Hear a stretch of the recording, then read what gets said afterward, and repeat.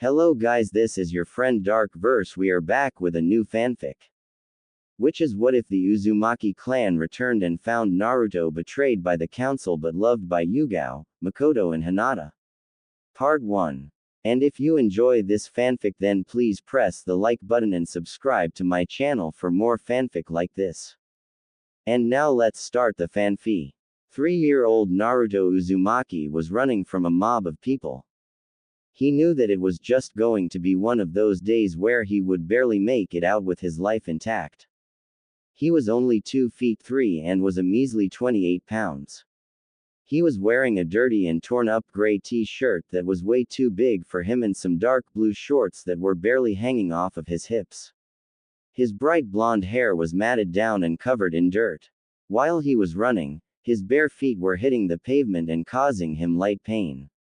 He had never owned a pair of shoes or sandals and his feet were covered in cuts and bruises from running and walking on pavement.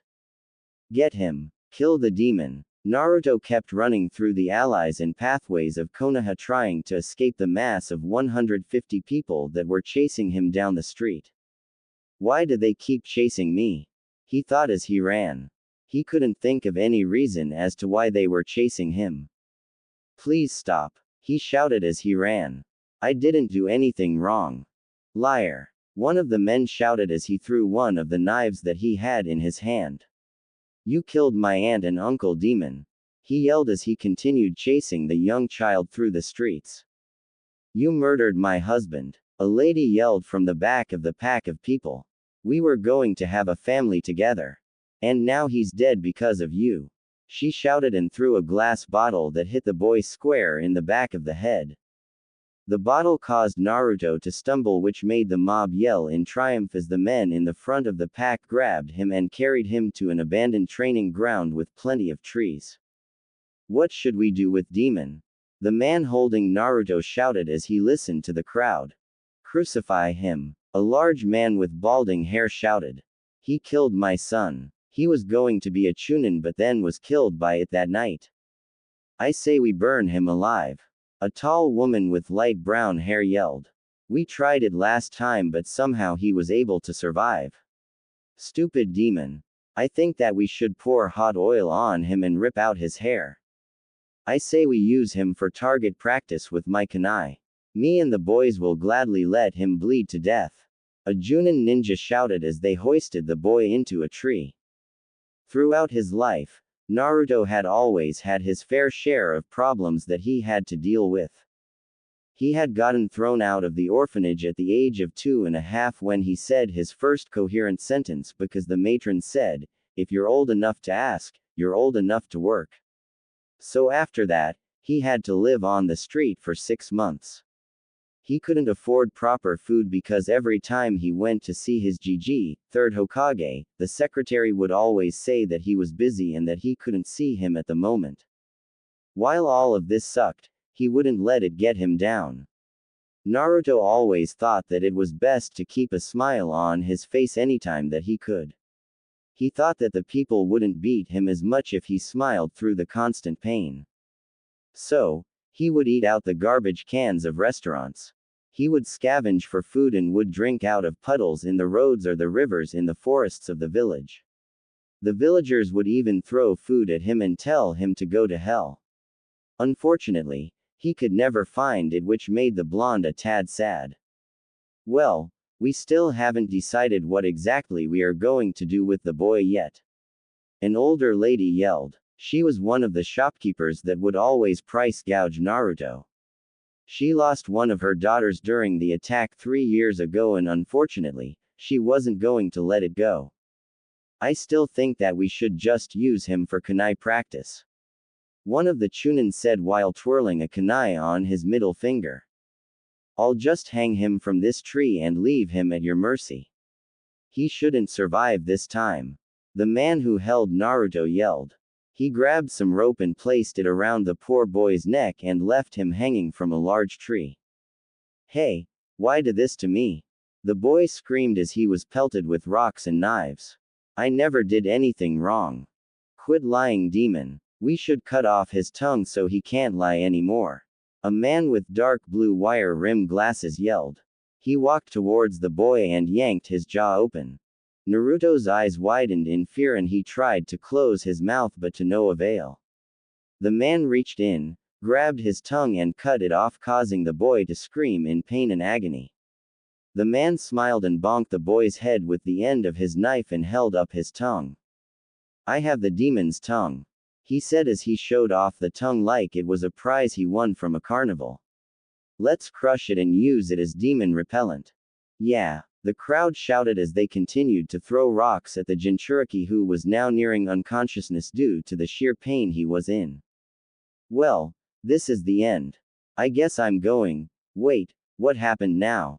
Do I die? Maybe that will make the angry people go away. I hope I die. It will make everyone happy. Oh well, maybe this is the end," he thought grimly as he slowly drifted into unconsciousness. Then, everything went black. It wasn't a void filled with darkness and cold, but more like ink. Naruto looked around and couldn't see anything, but he could definitely feel something. He touched the ground and it felt wet. Wait, did they throw me in the tunnels underground? What were they called? Screwers? Skewers? Oh well, must not be important. He tried to stand up only to fall face first into the weird liquid. Well, maybe I should walk around some and find out where I is. Naruto's seal. Naruto then proceeded to stand up on wobbly legs and walk towards the endless void of darkness that was in front of him. He walked for what felt like hours until he saw something that looked like pipes. Hey, so they did throw me into the scupper, he thought angrily as he continued his slow pace down what seemed to resemble a sewer. However, he soon came to realize that there were 3 different colors of pipes running through the ceiling. One of the pipes was blue, another was red, and a third one was a weird greenish color. Huh, this is the weirdest scour I've ever been in, he thought as he continued to walk down the pathway. After what definitely felt like an eternity, Naruto reached a large open space that had all the pipes running through it. He looked around and saw what looked to be a large set of bars running at least 20 feet into the air. Whoa, he whispered as he looked around the room as he tried to take it all in. Where is I? He asked out loud. He's back. Suddenly, a large silhouette appeared behind the bars and looked at Naruto. The figure had large red eyes that seemed to illuminate the dark room. It looked at the boy, and if he were looking at it, he could see the deep-rooted concern it had in its eyes. "Oh Kami, why is he back? This stupid seal doesn't let me see the outside world, but he's back again, and this time he's awake. It's not like the last, however many times I've seen him here just laying there and I heal him or try to take care of him. Why is he awake this time? What did those idiotic villagers do this time?" Feeling like someone was watching him, Naruto turned around and nearly peed his pants. Staring into his blue eyes were a pair of large red slitted eyes. His eyes widened and he stumbled back and let out a large yell. "Ah, I know, Kit, I'm just as surprised as you are," the being said as it raised its head. What I is YYU? The blonde stammered out as he fell on his butt. "Who me? I'm the Kyuubi no Kitsune." The now identified Kyuubi said. "The who?" the boy innocently asked. "Why is it so dark in here? I can barely see." "Well, think of some lights and it should become a whole lot brighter, Kit." Suddenly the entire room became illuminated in bright yellow light as though the sun was suddenly above them. "Kit, can you turn it down a little? It's a bit too bright in here," the Kyuubi said as it raised a paw over its head to shield it from the light. "Oh," Naruto replied while sheepishly scratching his head, which eared a sweat drop from Kyuubi. "Sorry about that." He then lowered the brightness so that it wasn't too bright that they couldn't see. "Ah, much better. Now as you're a fox," Naruto suddenly shouted as he ran over towards the cage. He slipped through the bars and started rubbing the 30-foot-tall fox's fur. "I love foxes. Whenever I'm in the woods, I always run into them and they love to play with me. I love them so much. They sometimes even bring me food," he said enthusiastically. "Huh, Well, I'm glad that you like foxes so much. As I was about to say, we are currently inside of your mind. You are too young to fully understand this, so let me break it down for you, kid. We are in your imagination. Here, it can be anything you want it to be. The fox explained as it started to lightly purr from the blonde's touches. Maybe I can give him the fox contract in a few years. It can be anything I want. The Jinchuriki asked as he continued to rub the fox. Yes, Kit, anything. Suddenly the entire room shifted into one of the large forests outside of Konoha. It had large trees and a large lake for swimming. There were large expanses of grass and even some rocks. Kyubi looked around amazed and smiled at its container. He just continues to amaze me, it thought to itself as it got up to lay on the soft grass. Now, Kit, I know you have some questions, so please feel free to ask away.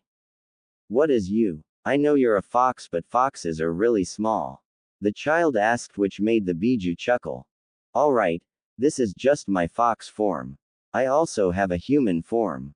Would that be helpful? Human? The blonde asked questioningly, which made a sweat drop form on the fox's head. I guess I should have expected that. Although for a 3-year-old, he has quite the vocabulary. I'll have to go through his memories. It thought as it continued to look at the boy. Yes, a form that looks like you. Yeah, that would be cool, the blonde said enthusiastically. Suddenly the fox was engulfed in a bright glow of light. Its form started to shift dramatically. It started to shrink and compress until it was a totally different shape entirely. Once the light died down, what used to be a fox was replaced by a beautiful woman. She stood around 5 feet 5 and had very fair skin. She had long flowing orange hair that stopped at her mid-back. She had ruby red lips and the same red slitted eyes as before. She had F-cup that seemed to defy the laws of gravity, very shapely birthing hips, and that simply wouldn't quit. Naruto looked at the woman in front of him and simply was a goddess. He ran up to her and hugged her, which made the woman smile. She returned the hug and inwardly frowned when she felt his body. He's so thin. It's scary how little body fat he has. He's gonna die if I or anyone doesn't help him. But I can't with this stupid seal. She thought grimly to herself. She looked around and looked down at the whiskered child and frowned. Sensing that she was displeased, Naruto looked up at the women and started to panic. Oh no, have I done something wrong? Is she going to hurt me? His eyes started looking around frantically to see if he could escape. Kyubi looked at the child and immediately started acting as motherly as she could. She hugged him tighter and shushed him to try and calm him down. She rubbed his back and pushed his head closer to her giant mammaries. Shish, it's okay, my kid. Nothing is going to hurt you now. Nothing is going to hurt you here. She whispered as she continued to comfort the now crying toddler. How do I know if you lie? He timidly asked, which made the fox cringe. I would never hurt my kid. Never in a million years would I ever hurt you. I promise. I need to help him. It's the least I can do for his mother. Maybe, that might work. She inwardly smiled as she sat down on the grass and placed the boy into her lap. Do you promise? He asked in a fragile voice. His eyes pleading for her to say yes. I promise on all my tails that I will never hurt you and that I'll always be there for you. She spoke with conviction in her voice but still made it soothing and soft. But, I need you to do something for me, Kit. Naruto looked up from his position on his newfound savior's lap with confusion on his face. Did he do something wrong? Was it all a trick? Okay, he said with confusion. What do I need to do? I need you to rip off a part of the seal that keeps me locked away from you. That's the only way I can help you. She said clearly, which lessened Naruto's confusion. Okay, where's the seal? He asked as he now fully sat up and rested his head on her. As if on cue, a piece of paper with the word seal appeared on the ground. Kyubi grabbed it and handed it to him. How much should I rip off? He asked as he looked at the paper in front of him. She thinks for a second and then points to the bottom corner and traces a semicircle around the corner the size of a medium-sized cookie. 1.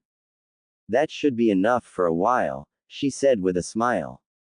Naruto shrugged his shoulder and simply did as he was told. He ripped the seal and smiled at her. She could feel her chakra flowing much more freely throughout her body, and she funneled it into the boy on her lap so that he could heal. In addition to being able to control her chakra in his body, she was also able to access his memories and senses. She could feel his current body and how broken it was on the outside. She could feel the missing tongue, broken bones, nearly snapped neck, and the intense hunger pangs that his stomach was feeling. It's worse than I could ever imagine. I can't let this happen. I've always known it was bad, but this is the worst one.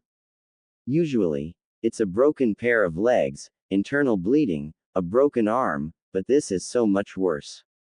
How could they do this to a child? A 3-year-old, she raged as she tried to mend the poor boy's body back together. Unconsciously, however, she was leaking ki into the surrounding area, which made Naruto start to whimper and shake. Noticing this, she immediately stopped and continued to rub his back. I'm sorry, Kit, I got angry. Not with you, but the villagers. We need to train you so you can defend yourself. Training? He weakly asked. Her chakra was starting to take effect on him and it was making him very drowsy and tired. At this point, he was almost half asleep. Yes, Kit, we're going to make you big and strong. She replied as her container was falling asleep. MK, but I have a question, he asked with half-lidded eyes. Sure, Kit, what is it? Can you be my Ka-chan? He asked as he pried his eyes open through sheer willpower so that he could look at her reaction. She looked at him as a tear fell from her cheek and smiled. She held him close and kissed him lightly on the forehead. Of course I'll be your Ka-chan, Naru-kun. 2, she said in tears as she hugged the now sleeping boy close to her. Thanks, Ka-chan, he mumbled as he slipped into sleep. All right, since I was with his mother when she was pregnant with him, in theory, this should work. She lifted one of her hands and lightly twisted one of her nipples and was surprised to find how sensitive it was. She smiled as she realized that her plan would work. She lifted the boy into her arms and brought his mouth to her nipple. 3. He began to suck like a newborn baby, which made her smile even bigger. You know, I never thought I'd ever see one of the tailed beasts there, Jinchuriki. And I've seen a lot of things in my time. Kyuubi looked up and saw a woman dressed in white in front of her. She had white hair with blue eyes. She wore a white kimono that was slightly open to reveal a river of her cleavage. The kimono was struggling to contain her J-cups. The kimono was tied around her waist with an orange sash. Kami-sama, what are you doing here of all places? 4. Kyuubi asked as she continued to nurse the malnourished 3-year-old who was currently attached to her bosom. I wanted to check in on the child of destiny. That's all. And can't I come to see my favorite tailed spirit, Akari-chan? The goddess asked as she sat down on a rock. So he is the child of destiny? She asked as she moved Naruto to her other. Yes, he is. With his lineage, you inside him, and his other half, he destined for great things. He is going to become a legend. No, he's going to become the legend. She said as she walked over to the blonde who was currently residing in Akari's arms. Yeah, I'm gonna start training him soon. His mother would kill me if she saw how he was being treated. He needs to be able to defend himself. I've already noticed that he has quite the vocabulary for a 3-year-old though. Who knows what other surprises he has. Akari said as she placed the now full and content Naruto back into her lap.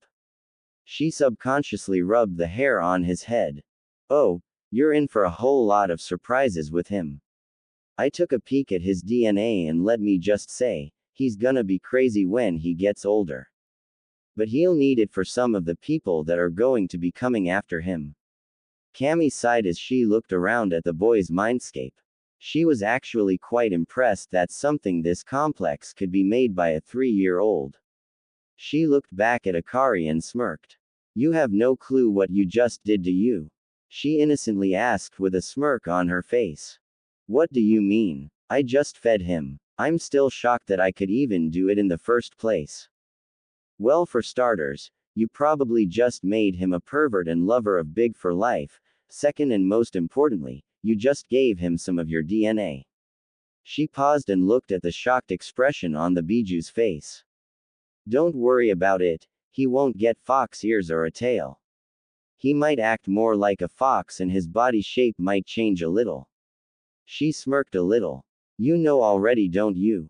Akari asked with a deadpan look on her face as she continued to finger her way through Naruto's hair. Of course I do, Akari-chan, but what's the fun in telling you what will happen? All I want to say is, he's gonna be crazy when he gets older. She said as she stood up and began to walk away. Treat him well, Akari. Don't lead him astray. With that, the goddess of creation left the mindscape, leaving behind a sleeping Naruto and a smiling Biju. Don't worry, Kami-sama, I won't. She thought while she continued to rub his head and cradle him in her lap as she slept. A smile etched onto her face. I won't let you down, Naruto. Hiruzen Sarutobi was very angry. Many of the reasons for his anger could be attributed to one person, his surrogate grandson, NarutoUzumaki. He was attacked last night while he was out of the village.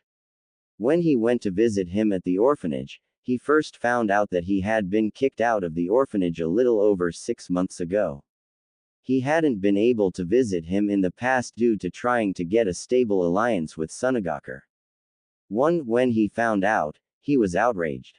He then left to go find the boy. He walked out of the orphanage, but not before making a mental note to investigate them later on in the week. He then lifted his hand and formed a hand sign, and 2 Anbu agents landed in front of him. One of them had a white and red dog mask on his head.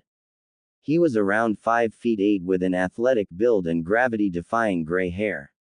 He was wearing a gray with a black muscle shirt that had the sleeves cut off from under it. He had pale white skin and an Anbu tattoo on his left arm. He was wearing black pants and had metal shin guards. He had his kunai pouch on his right leg and 2 shuriken pouches on his hip behind him.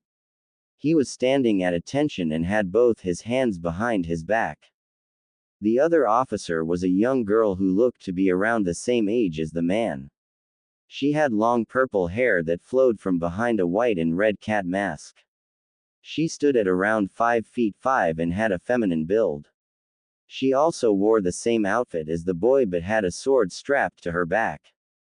In front of the Sandaime Hokage were a 13-year-old Hitaki Kakashi and a 14-year-old Yuga Azuki.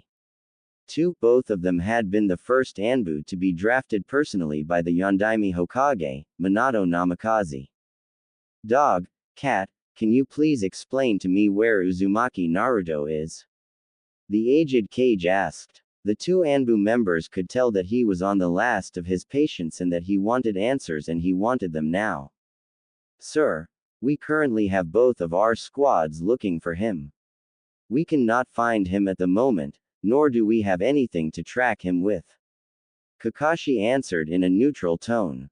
I concur with the analysis that Dog has given, sir, Yugao said in an equally neutral tone. Why can't you find him? Wasn't a squad supposed to be guarding him at all times? Sarutobi asked with emphasis on the last 2 words.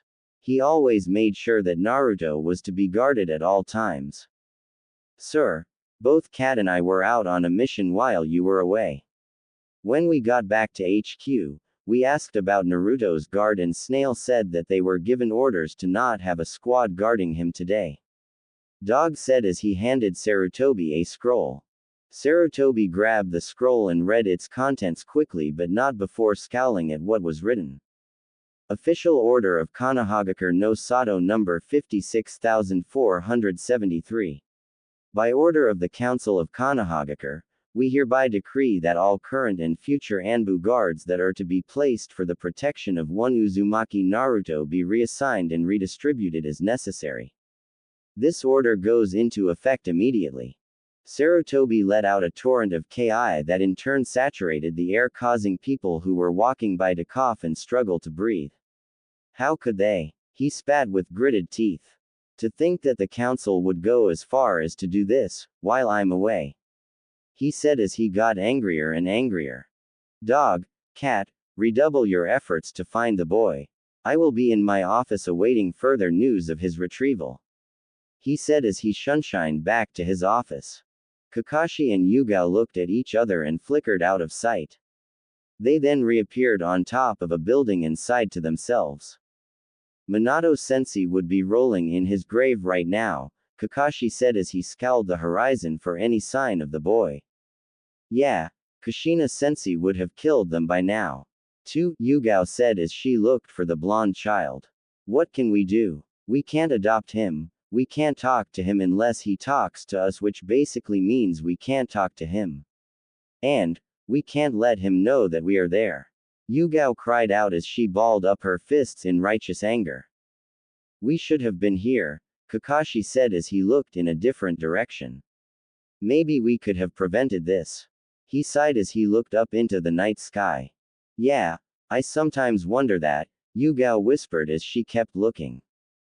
Both of them had been assigned to be on Naruto's guard while they were in the village and not needed on S-rank missions.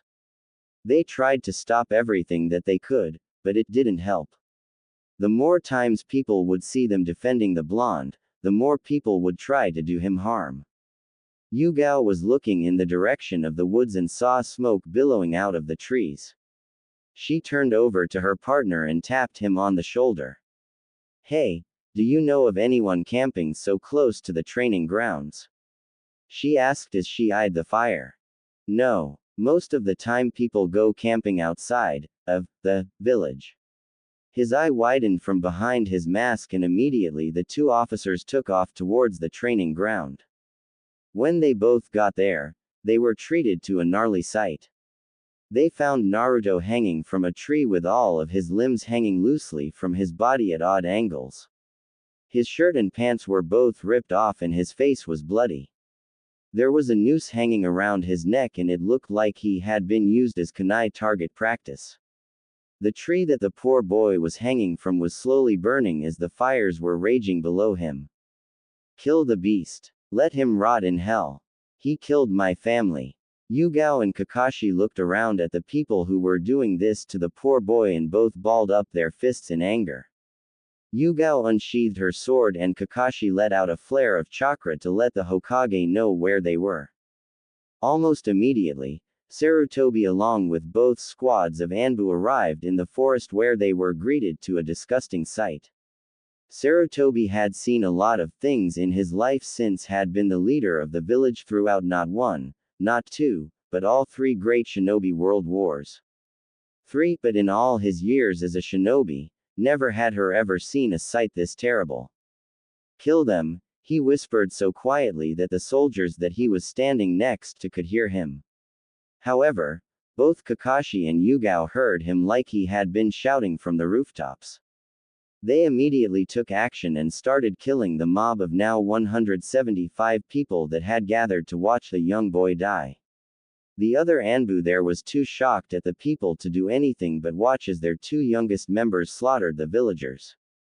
Once the bodies were collected and burned, the Hokage immediately turned to see how Naruto was doing. He used a kunai to gently cut the rope surrounding his neck and started sprinting to a hospital. All the other Anbu were also running towards the building in the dead of the night. I need a medic right now. The aged leader yelled. Numerous health care professionals rushed into the lobby and saw who he was carrying and had varied reactions. Some of the young female nurses cried and some even vomited. The head doctor, who went by the name of Karachi Samuel, immediately recognized the boy and grabbed a gurney. Place him on here, he yelled as grabbed his stethoscope to try and find any sign of life in the boy. He was a tall dark-skinned man with blue wire-rimmed glasses and a bald shiny head. I've found a pulse but it's very weak. We need to get into an operating room now, he yelled as he rushed the 3-year-old to the ICU. Several nurses followed after him and they began their long fight to keep the poor boy alive. Naruto's seal. Akari saw all of this happening and she sighed. She had since let the poor boy sleep in her lap after he finished his meal of her milk, but she couldn't help but be tense. I need to start his training. She thought out loud as she watched the soft rise and fall of the boy's chest. I can't let him go on like this. She looked around and sighed. She was doing her best to heal the boy and was actually able to regrow his tongue, but she couldn't hear the broken ribs or limbs. They were simply too damaged.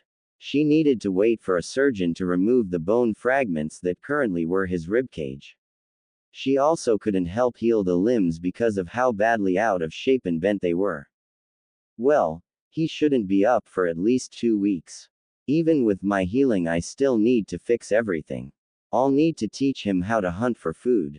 If he doesn't get a meal, he'll surely die. She thought to herself as she placed the boy on the grass field so that she could lie down next to him. He instantly snuggled up to her and she smiled at it. Normal world. When Naruto woke up, it felt like he had been hit in the head with a ton of bricks. He tried to open his eyes, but all he saw were bright flashes of light, so he decided to just keep them closed. Where am I? He thought to himself as he tried to sit up on the bed. After a few minutes, he tried to open his eyes again and this time found that he was successful in being able to see the outside world again. He looked around and first noticed that he was in a totally white room with 2 large windows on either side. Then he noticed the smell of medicine and chemicals. So, I must be in the hospital, he said to himself quietly. Actually, it's pronounced hospital. Naruto immediately shot out of bed and looked around. He was trying to identify the strange but sweet voice that he had just now heard. He looked above him, below him, he even checked under his covers, but he couldn't find the voice. Who are you? He mumbled out. He was terrified that it was going to be another attack. Akari frowned from her position in his head. She thought that maybe he would at least remember the conversation that they had in his head, but then again maybe he just needed to be reminded. You don't remember me. You asked me to be your Ka-chan 2 weeks ago. She is still mystified at the idea of being a mother figure for the young boy. Ka-chan. He yelled as he looked around to try and find her. He had remembered the conversation that they had had in his imagination, as he now called it. Where are you? I thought you said you wouldn't leave me. He asked as tears started to well up in his eyes. Don't worry, my kit. I'm just in your head. You can't see me, but I'm always watching and with you. You need to come back into your head to see me. She explained, which made the young child nod his head in acceptance. Oh, okay, he said as he laid back down on his hospital bed. So, how are you doing today, Ka-chan? He innocently asked, which made the fox chuckle. I'm doing very well, I'm glad to see that you're awake and healthy. She exclaimed, which made the boy smile. Now we can train you to be a big and strong ninja. What's a ninja? He asked as he looked out the window. He saw people jumping for the roofs in all different directions and thought that it was really cool. Those people jumping are ninjas.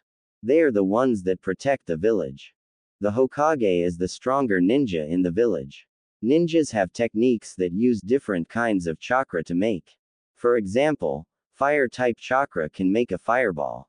There are 5 types of chakra natures. Akari stopped with her explanation. She could tell that Naruto had already long checked out of her long explanation and she sighed. He's so smart but gets distracted so easily.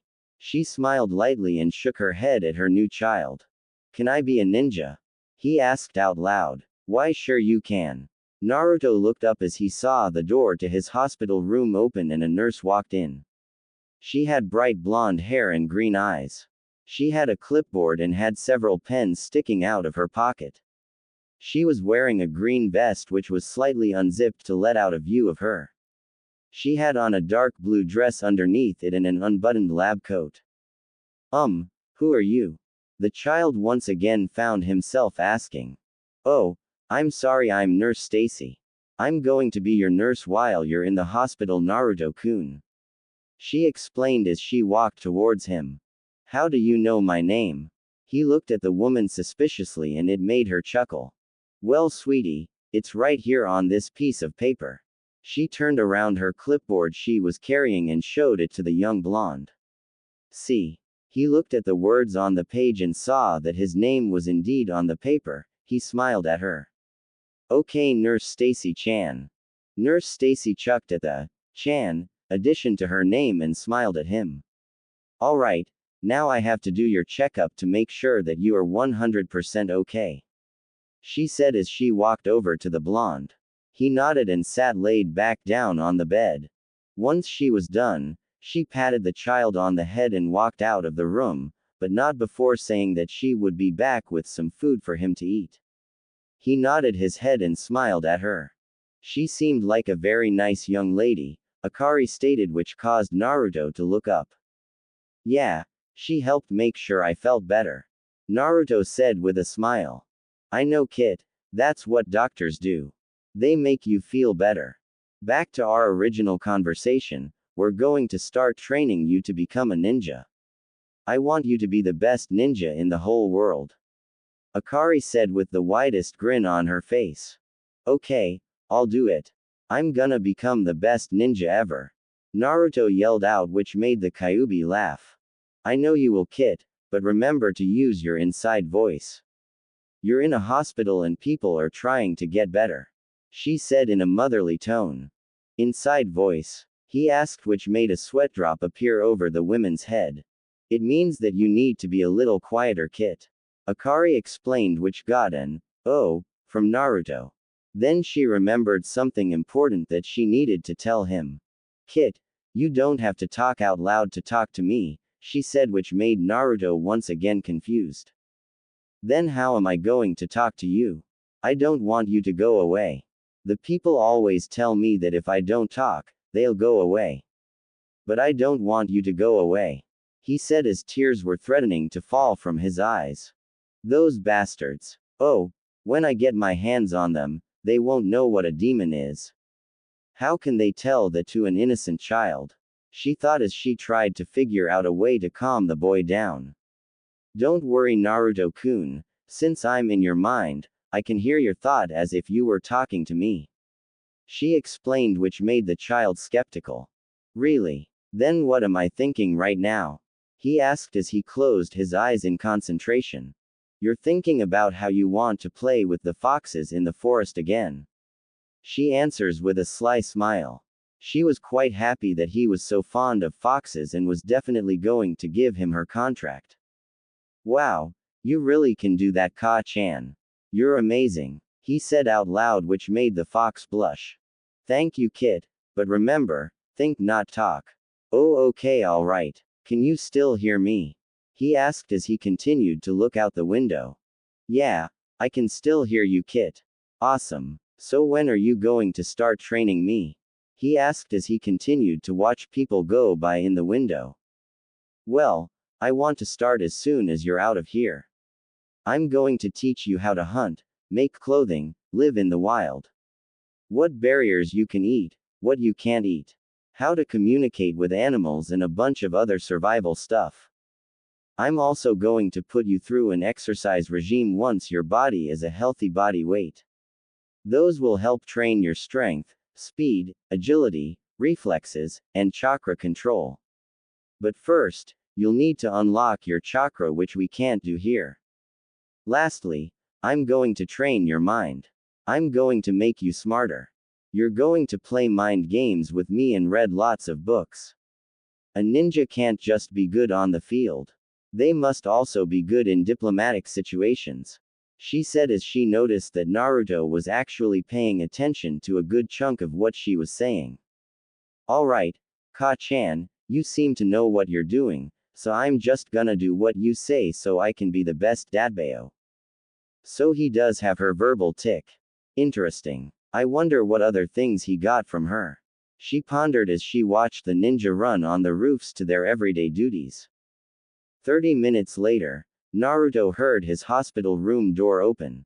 Nurse Cindy walked in carrying a tray of food with a glass of milk on it. She placed it on the table next to him and smiled. All right, Naruto-kun, Here's your breakfast. You mean I get to get better and I get food? He said with stars in his eyes. Well, now I know why he's malnourished. She thought as a sweat drop appeared on the back of her head. Of course you get food. You also get visitors. You just so happen to have a very important visitor that's been waiting for you to get up. She explained as she started to cut up the boy's pancakes for him. Really? Who wanted to visit me? He asked as he took a fork and started quickly eating the pancakes. That would be me, Naruto-kun, an elderly voice said from the doorway.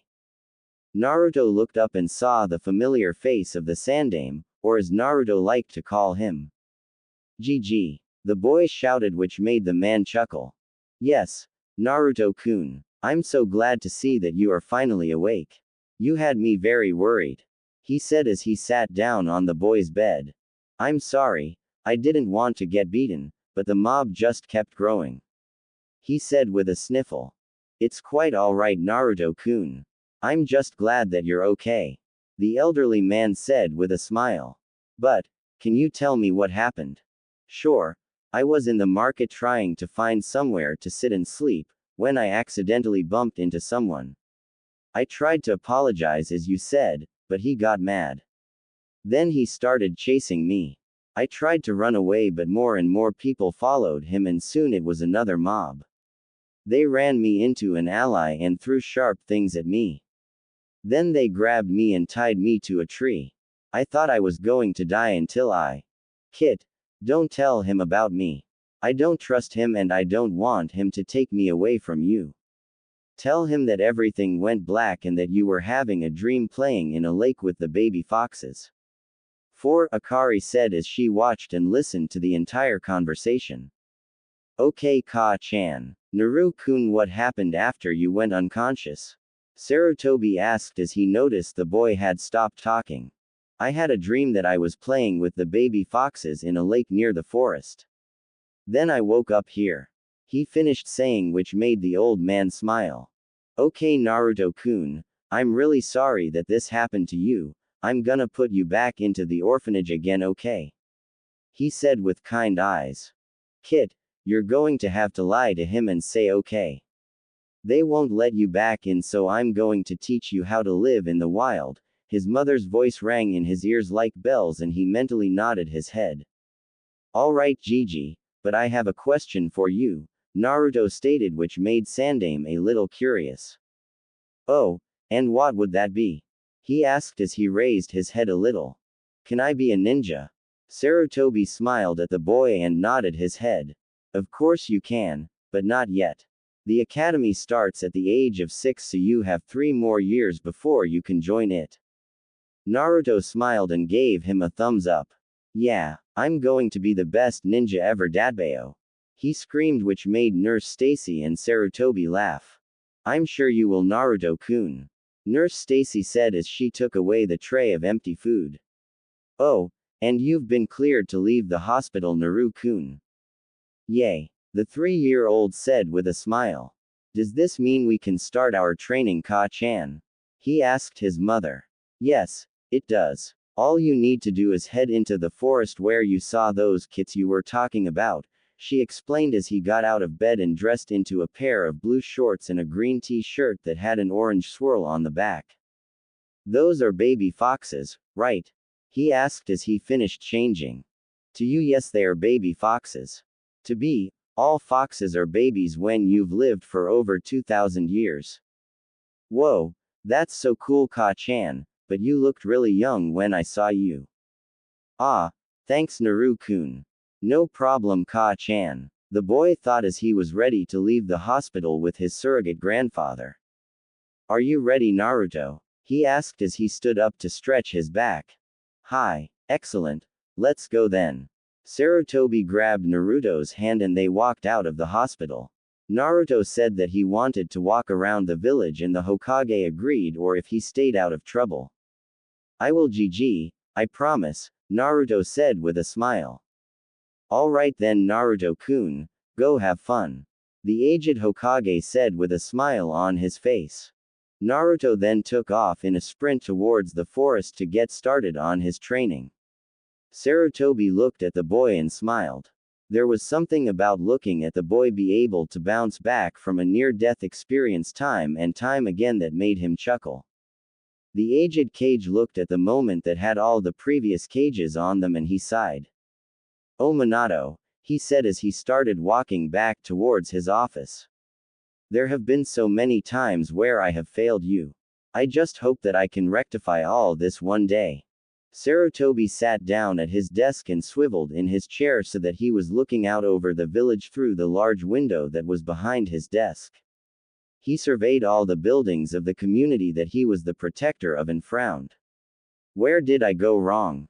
he asked himself as he thought over the many mistakes that he had made during his reign as this village's leader. Where did I go wrong? Ka-chan, what am I going to learn first? Naruto was currently bouncing off of the walls with excitement. He was going to be getting started on his training to become the greatest ever, or that's what Akari told him.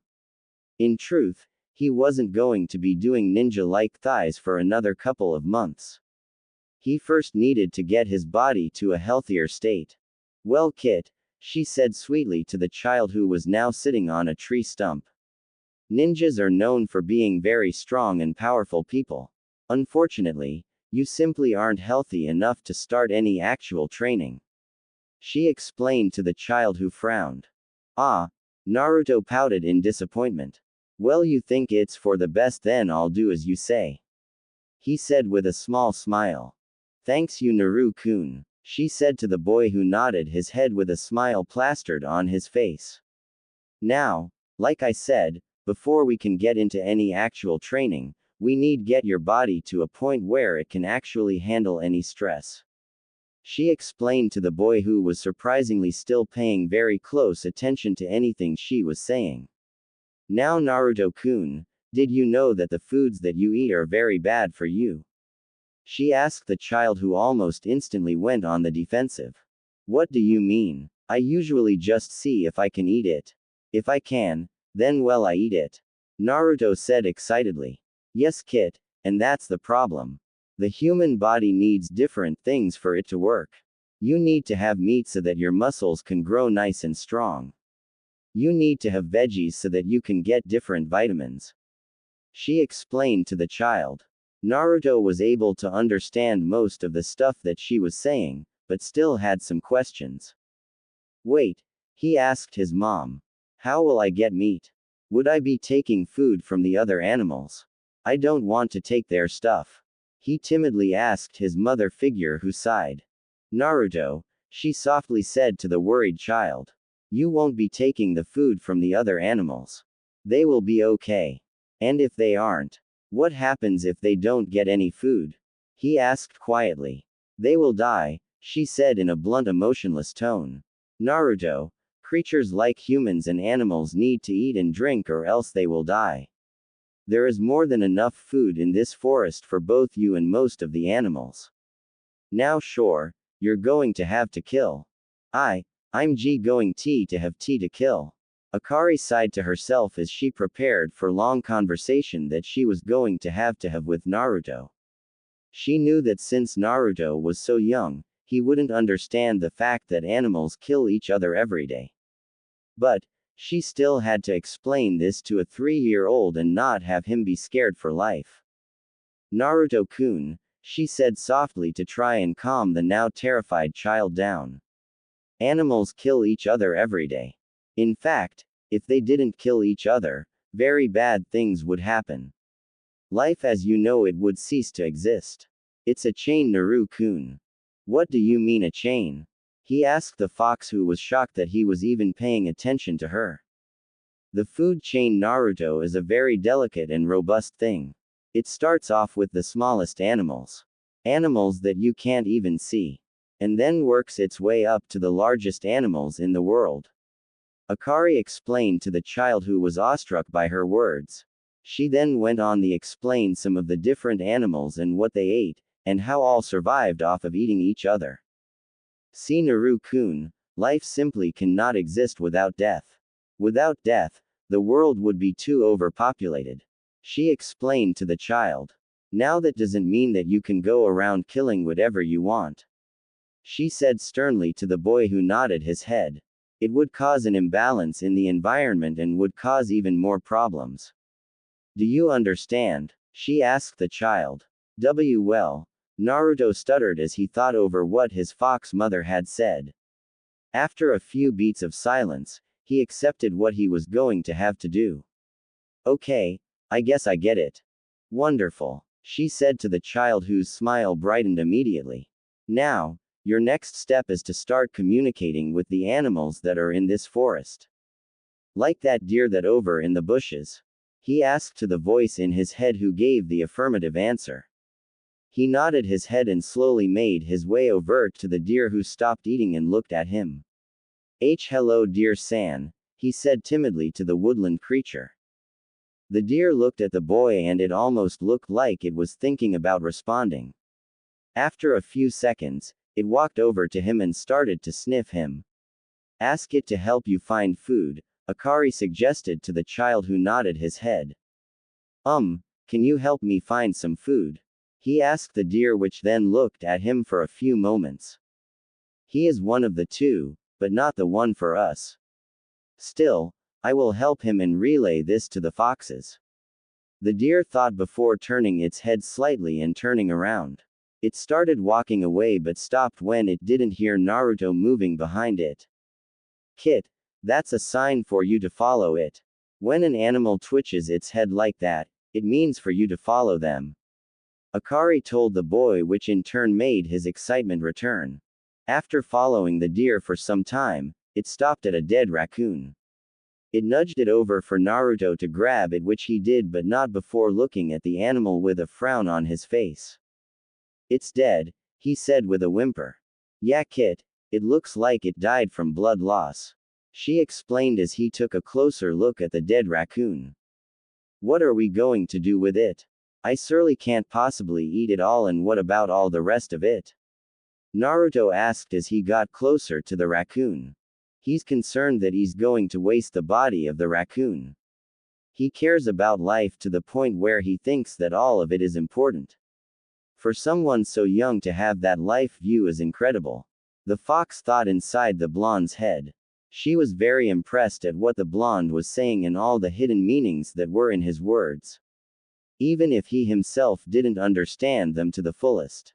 Well, that's why I'm gonna teach you how to make clothing from their fur, and then you can leave what you don't use out for other animals to take advantage of.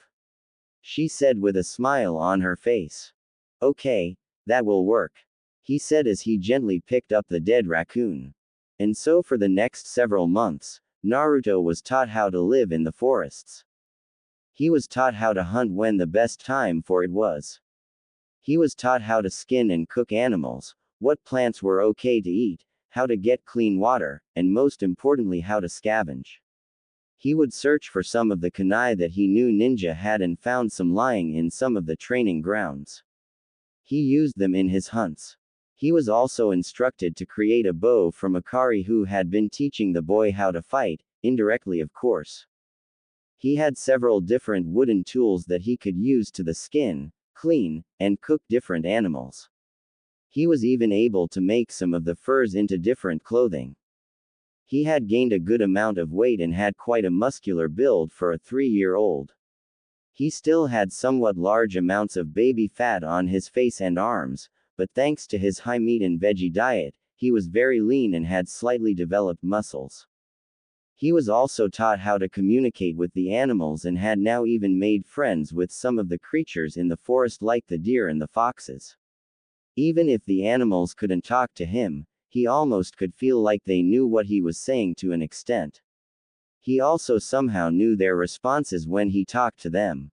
Akari was quite pleased with the way that the boy was progressing and thought that now would be a good time to start the second part of his training. She smiled inwardly, wondering what Naruto's experience was going to be like opening his chakra for the first time, but was to wait to tell him until he returned to the cave where he called home. Akari and some foxes had led him to a cave that was in a place known as the Forest of Death 3 months ago. He didn't know why it was called that. While yes, he thought that the forest was quite dark, there wasn't much death in it. He was able to understand and hence the territories of major predictors like the panthers and cougars that lived in the forest and was able to mostly stay away from those areas. Akari has instructed him to find a cave, and with the help of the foxes in the forest, he was able to find a very large one. Naruto-kun, Akari asked, which got the blonde's attention. Yes, Ka-chan, he responded as he entered his cave. It had several bear and elk skins lying on top of a straw mat, which was where he slept. There were different wooden and stone weapons that he used. There was also a place where he stored clothing which was also made out of different furs. It's time for you to start the next part of your training, she said, which made the boy's eyes widen. For the past 4 or so months, he had just been hunting and trying to survive. He had totally forgotten about his other training that his mother said he was going to give him. Naruto was very excited. He always pestered his mother for stories, and most of the time she would. She told him stories about some of the adventures she had gone on before she was sealed almost 40 years ago.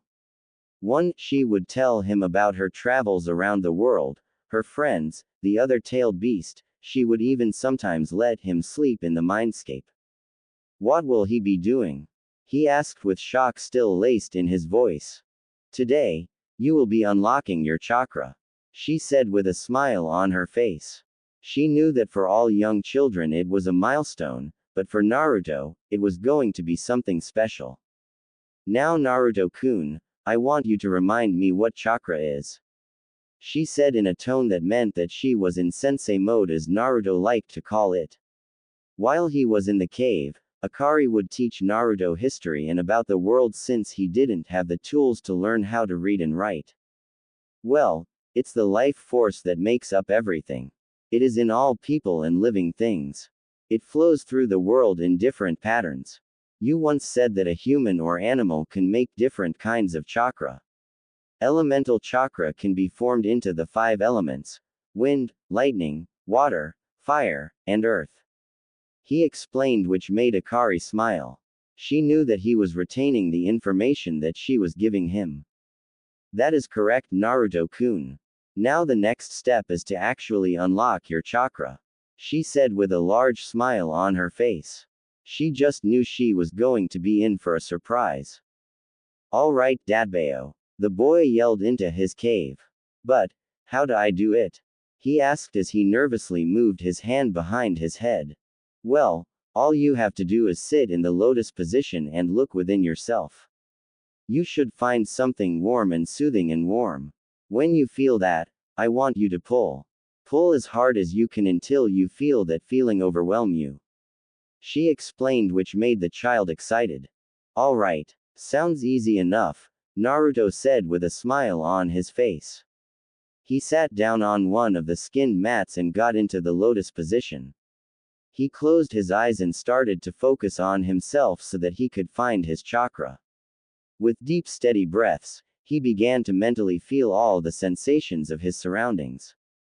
He was able to feel the trees outside, the grass, the animals, everything. He started to try and pull this chakra into him, which made him feel peaceful. Akari was watching his progress very closely in case she needed to intervene and stop the poor boy before he hurt himself. She knew that Naruto had potential, but even she was astonished at what the boy was able to accomplish. He's using nature chakra. He's actually using nature chakra. A 3-year-old is using nature chakra. And he still hasn't found his own yet. This is incredible, she thought to herself as she continued to feel the foreign chakra slowly flowing into his body. After 20 minutes of using nature chakra, she decided to tell him to keep going deeper inside of himself. He complied, and after a few hours, he finally found it. Alright, now all I gotta do is yank. Come on, Naruto, don't disappoint Ka-chan. You don't want to lose her too, he thought to himself as he started to pull on the ball of warmth that was inside of him. He continued to pull and yank on the ball until it finally burst inside of him. He felt this warm and tingly sensation throughout his entire body. He also found that he could now see the flow with his eyes closed. He could sense all the animals around him in the entire forest. He could even feel some of the people around him within a 5-mile radius of him. He had just discovered that he was able to sense other people's chakras. On top of that, he could also now feel a unique connection with the trees and the foliage. It was interesting to him. It almost felt like he knew how the trees felt in a sense. 2. Akari was speechless. The amount of power and potency of this 3-year-old's chakra was unheard of. Knowing that a 3-year-old possessed more chakra than most 23-year-olds was crazy to her. His chakra capacity was that of a low chunin or high genin at the age of 3. He's incredible. The raw power and potential are insane. By the time he enters the academy, he'll have the reserves of a low jonin. Who knows how much he'll have as a 16-year-old. He might be on the level of tailed beasts by that time. And that's not even considering my full power. I'm glad that idiot didn't split me in half. She thought to herself inside of the mindscape. Akari wasn't the only one who noticed the large spike in chakra. All of the forest animals had noticed it and were all looking at the cave with varied reactions. The deer and foxes were smiling wildly while the wolves and bears were in awe. The panthers and cougars didn't really care. Outside of the forest, however, was a totally different story. Hokage Tower. Hiruzen Sarutobi was many things. He was the Kami no Shinobi, the professor, the leader of men, the third Hokage. Speechless was not one of those things. He was currently looking out of his crystal ball at his grandson, Naruto. He had just seen him hunting in the forest and now he was unlocking his chakra. That was when he felt it. There's no way that was him, he whispered to himself as he watched chakra radiating off of the boy's body. This is so dense. Let alone the fact he's a 3-year-old. This is more than most academy students have. How does he have this much? The aged man thought to himself as he continued to ignore the paperwork on his desk and watch the boy meditate. Suddenly the door to his office burst open and 2 Anbu agents ran inside. They both stopped and kneeled in front of their leader and saluted. Hokage-sama, Kakashi said in an emotionless voice. Dog, cat, you may remove your masks. The aged man said with a smile. Both the agents immediately took off their masks and looked at the man with surprise written all over their faces. Hokage-sama, did you feel that? Yuga asked the man who nodded his head. Yes, I did feel it. Usually, when a child unlocks their chakra, it is a lot less powerful. However, in the case of this individual, it is very powerful. He said with a smirk. Was it him? Kakashi asked with his eyebrow raised. He had a feeling he knew exactly who the man was talking about but wanted to make sure. Yes, Sarutobi said with a smile on his face. It was him. Both Yuga and Kakashi looked at each other with hope in their eyes. They had been clinging onto that hope since the night all 3 of them agreed on a plan. Flashback. How can we lose him again? Yuga asked as she looked in yet another ally of Konoha. I honestly don't know. Maybe Kami is playing a prank on us. Kakashi replied as he checked another ally close by. Kushina-sensei would surely have killed us by now. The purple-haired teen said with slight fear in her voice. And we wouldn't have had Minato-sensei to calm her down this time, Kakashi said as he turned to face his best friend. Maybe we should ask the Hokage. Are you insane? Yuga yelled at her friend. Maybe you hit your head too on that mission to the land of noodles the other day. 3. Yuga teased, which made the boy sigh. It's not my fault that the guy set up explosive tags that activated when you stepped on a tree. How was I supposed to know that it was even there? He yelled at his friend who laughed at him. I was the laughing stock of HQ for a week. Well then, Kakashi-kun, maybe you should have watched where you were going, Yuga said with a smirk. At least I didn't fall asleep during a play. Kakashi retorted, which made Yuga blush. It was boring, she replied, which made Kakashi laugh. It was also a part of the mission, he said with a smirk on his face, thinking he got the last laugh. But I do think we should talk to the Hokage. I guess you're right, she sighed and started walking towards the office. Kakashi looked at his longtime friend and went to cheer her up. He's probably fine. He could be dead, Kakashi. Do you remember how we found him 2 months ago? Nearly dead. He was nearly dead 2 months ago. What if there was another attack him? She started yelling at her friend who stopped walking behind her. What if he's dead? You say he's fine, but do you really think that? She turned around and looked him dead in the eyes. My mother was killed when I was 3 at the start of the war. My father was a drunk who got run over by a shopping cart and snapped his neck. I didn't have any siblings. Then Kushina sensei basically adopted me towards the end of the war. I became a part of the family. Then she told me I was going to get an Otudo, for I was ecstatic. Then she gives birth, and do you know what her last words were to me? Take care of my Masuko. 5 on her dying breath. So yes, Kakashi, I'm terrified of him dying. She screamed at him as she cried. Okay, he whispered as he was on the verge of tears. Okay, she said as she walked closer to him.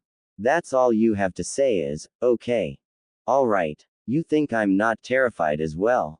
He yells at her, which made her step back. I've been trying to calm down. Think logically. He's my Otudo too. Minato sensei gave me very clear instructions to raise him with you if he and Kushina were to die. I saw the light fade from him on that night too. He told me to be strong. That he was happy. I'm trying, I really am, but we can't do anything. We can't. I want to see my Oto just as much as you do, but we can't.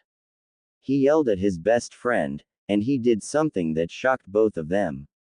He cried. Kakashi hadn't cried in years, but he cried. I want him to. It's not just you. Damn it, I want to see him smile just as much as you do. I want to be a good knee 6 just as much as you want to be his knee 7, but we can't. He looked at Yuga, who was also crying, and grabbed her hand. They both ran straight into the Three Roads office. It was almost midnight and both were shocked to see him looking at them with a sad frown on his face. Hokage-sama, I know why you're here, Kakashi, he said with a pained voice. I saw and heard what happened, and I'm sorry be you. But what? Yuga screamed at him. She walked right up to him and took off her mask and looked him dead in the eyes. But you can't allow us to see him. You can't allow him to have even a shred of happiness. What can you allow, Hokage-sama? She yelled at him with tears streaming down her face. I watched my adopted mother die in my arms. Her last wish, her dying breath, was to take care of her son. And what have we been doing? Letting him get beaten, tortured, and starved to death before he turns 4 years old. She said as she watched the man flinch. I know all about it. You think I enjoy doing this? The aged man said with pain filling his being. You think I like watching as the son of my successor, my good friends, get beaten and mauled by the villagers?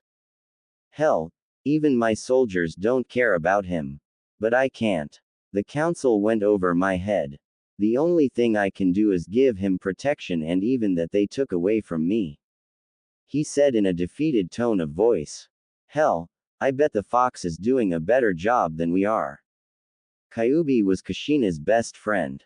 I had a hunch when he went into that forest. I had a hunch at the hospital that he was talking to her. He had the same far-off look in his eyes as Kushina did when she talked to her. Now granted, I never liked the idea of them talking. Even now I'm weary of it happening, but she's doing a better job than we are. He sighed and looked at his most trusted agents. He looked at the pain that both of them had so visibly on their faces. We have to do something. Yuga yelled at the man. He's alone. We made promises to both Minato and Kushina that we would take care of them. All 3 of us are going to be screwed in the afterlife when they find us. Hell, I can sense the beat down now, she said with a slight smile. Wait. Sense. That's it, Sarutobi said with a smile on his face. Kakashi looked at his leader with worry. I think he's actually lost it this time. What do you mean, Hokage-sama? Yugao asked as she took a step back. Kyuubi is probably going to train Naruto. She's keeping him in the forest of death and is probably teaching him how to survive. I have a feeling that she's also going to unlock his chakra in the next few years so that he can train to protect himself. Sarutobi explained, hoping that one of them would catch on to his thinking. By unlocking his chakra, he could become a sensor type and be able to sense our presence, and then we could talk to him. He could then find us and then we would be able to talk to him. Kakashi said with a smile on his face, though it was hidden by the mask he always wore. Exactly, that way all the proper channels are met since you're in the Anbu and can't reveal your identities to him. The aged leader explained. Yeah, that good and all, but what if he's not a sensor? Yugao asked. Let's hope he is, Kakashi said with a smile as he put his hand on his friend's shoulder. Yeah, I guess that's the only thing we can do, she replied with a smile. Flashback end. Both Yugao and Kakashi thought that it would be years till they found out if he was a sensor type. They didn't think that they would be able to meet him so soon. But they were also glad that they had this chance. I am assigning you an S-rank mission, Sarutobi said with a slight smirk. Here is the scroll, both of you read. He tossed them the scroll and waited for their reactions. Mission brief. 1 Kakashi Hatake and Yuga Azuki will be protection detail for 1 Naruto Uzumaki until the age of 6. They will be able to take other missions, but when not on leave or on another mission they will be protecting and watching Naruto. All pay of 100,000 Ryu, 8 will be paid to both each month. Sarutobi Hiruzen, 3rd Hokage. After reading the first sentence, Yugao ran up and hugged the man and cried. She had a chance. She could see and protect her little brother again. Kakashi also went and bowed to his superior and thanked him. I must warn you, he lives in a cave in the middle of the forest of death. So be careful. I'll send a summons if I require your services. I'll let you figure out the rest. This stays between the three of us, am I clear? He asked them and they both quickly nodded. Good, dismissed. Hi. Both the Anbu members shunshined out of the office and left leaves behind, which made the old man chuckled. He then looked at his crystal ball and saw Naruto still meditating in his cave. He stood up and walked to the pictures of the previous cages and looked at them with a sigh. I failed to keep him safe, but no longer will I stand for it. You have my word, Minato. He said with conviction and a fire in his eyes. In a mansion in Konoha, a young girl was currently sitting down on a mat writing calligraphy with her mother. She was around the age of 3 and was fairly small for her age. She was writing down symbols when she and her mother both felt the pulse of chakra. The mother of the girl looked up and thought that it felt familiar. It almost felt like she had known that chakra before, but it was slightly different. It wasn't the same as before. Kushina, she asked out loud as she looked at the direction of the chakra pulse. What did you say, Ka-chan? The little girl asked. Nothing, Hinata, she said as she rubbed Hinata's back, but still looked at the window. Nothing at all. Been 8 months in total since Naruto's attack. He had been living in the forest of death and was almost always surrounded by animals. He had been training day and night trying to survive in the forest, and one could say that he was thriving. Currently, the blonde was walking through the forest and was being followed by 3 small baby foxes. He had been hanging around them for a while and even named them. He looked over his shoulder and smiled when he saw them playing with each other. Donnie, stop biting your brother's ear, he said to the orange fox who was currently biting the fox with a red fur's ear. Donnie looked at Naruto and pouted but let go of his brother's ear. Donnie was a small orange fox with white tips on his ears. He had bright orange eyes and was very energetic. His brother, who Naruto named Jangi, was a small red fox with splotches of black fur. He was more reclusive than his brother. Next to them was their sister, who was named Lucy. She was a unique fox that had orange and red fur with white tips on her tail. Naruto looked at the skulk of foxes that was behind him and smiled as he remembered the day that he had met his new friends. Flashback. Naruto was running through the forest. He looked over his shoulder and let out a sigh of relief. I finally got away from those giant snakes. He thought happily to himself. Ka-chan, why didn't you tell me they were over there today? He said to his mother figure. Well, I thought that you sensed them coming, she said with a smirk on her face. She had definitely felt the presence of the snakes and decided not to say anything. I just sensed big blobs of chakra. I didn't know they were poisonous snakes, he yelled as he looked at the lake in front of him. He sat down and started splashing water on his face to try and cool him down. While he was by the water, he felt 3 small presences behind him. He looked over his shoulder and saw 3 young foxes looking at him through the bushes. Naruto smiled and started getting excited. Ka-chan, look, it's a bunch of foxes, he shouted. Akari looked through the seal and smiled when she saw the baby foxes. I wonder where their mother is. Usually, they shouldn't be wandering around alone. Can I talk to them? Maybe they will like me. The boy shouts. I'm sure you can. Just try to approach them slowly, she said as she looked at the foxes closely. They aren't normal foxes. They look like they are from the shrine one, but why would they be here? Unless. Alright, thanks Ka-chan. Naruto stood up and slowly started walking towards the group of baby foxes and crouched down. Hey little guys, he said in a whisper which made them all whimper a little bit. Naruto got scared and backed up. Wait, they are scared of how I smell. If I show that I'm not a threat, they won't be scared of me anymore. He reasoned to himself, much to the surprise of Akari, who was listening to his thought process the entire time. I'll be right back. So what's your plan, Kit? Well, I'm gonna find some fruit that I can give them. I don't have any on me. Man, I wish there was a way that I could store them on me, he said to himself as he went to find an apple or a piece of fruit. While he was searching, a red and gold fox came out of the bushes on the other side of the lake. She made her way to her kits and licked them. I'm glad that the plan is going well, she thought to herself. She was glad that they had finally found Naruto. I'm just glad to know that he finally passes the test and I can report back to the shrine. She smiled at her kits and they looked at her with wonder. She then heard rustles in the bushes and she dashed away, leaving them to be alone. Naruto made his way back to the foxes and stopped immediately.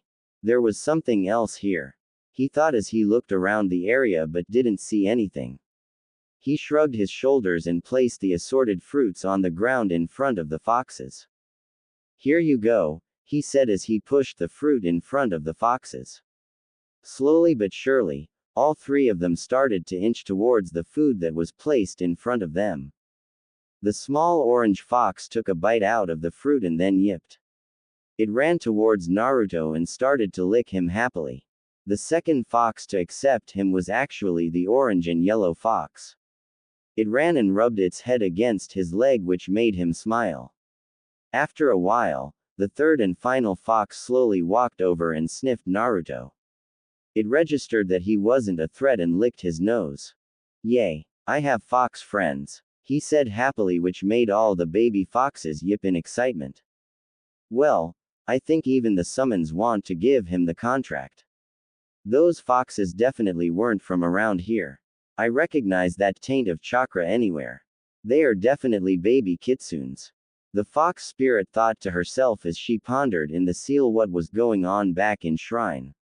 She was the boss summons there, but it had been nearly 40 years since she had been back there. She hoped that her clan members were doing okay. Naruto was currently playing with the kits. He was having a blast with them as they ran around the clearing. I need to name them. Maybe I'll ask Ka-chan. Ask me what? She asked with a smile. Naruto jumped slightly because he didn't think that she would be listening right now. Well, I'm gonna need to name them, he said as he petted one of the foxes. That's a good idea, Kit. There are 2 boys and 1 girl with you right now, Akari said sweetly, which made Naruto's eyes widen. Ka-chan, how did you know that? He asked in amazement. The fox giggled and smiled while in the seal. Sweetie, I'm a fox, remember? I forgot I have a giant fox in my head. He shouted at the top of his lungs, which made the fox hiding in the bushes widen her eyes. So he does have Kyuubi-sama in him. We all thought we were going crazy. That would explain why he smells like foxes all the time and why he has whiskers on his cheek. She thought to herself as she watched her children playing with the container of her leader. Well, looks like we just got our first summoner. Alright, I have to name you guys, Naruto said as he sat down on the ground in front of the excited baby foxes. Okay, I'm gonna name you, Donnie. Do you like that? He asked the small orange fox with white tips on his ears. The fox yipped and licked his nose, which made him smile. Alright, I'll name you Jangi. He told the red fox, who also yipped. Naruto then looked at the final fox, who looked at him back. Ka-chan, they feel different for some reason. They aren't like the normal foxes in the forest. They have a different chakra to them. It makes them feel weird. So he realized it too then. I'll have to step up his training. So far we've only been doing chakra control. Thank goodness I taught him hand signs. She thought while he was playing with them again. Well, Naru, some animals are different from others. Sometimes they have a lot of chakra. She explained from his head.